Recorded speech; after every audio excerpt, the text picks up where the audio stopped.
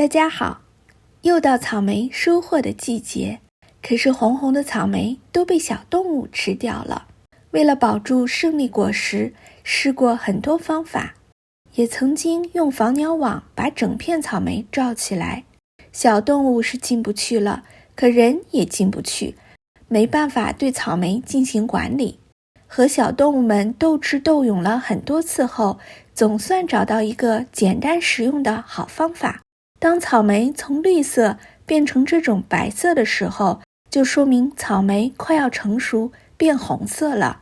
这个时候就给它套上食品袋，注意套袋时间不能太早或太晚，一定是草莓变成白色或者微微泛红的时候。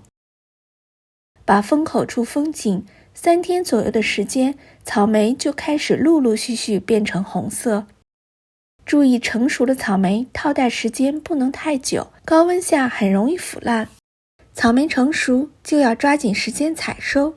自己种的草莓芳香宜人，咬一口酸酸甜甜的，沁人心脾。您也试试吧。有收获的朋友，请您帮我点个赞，或者订阅转发我的频道。我是小易，咱们下集再见。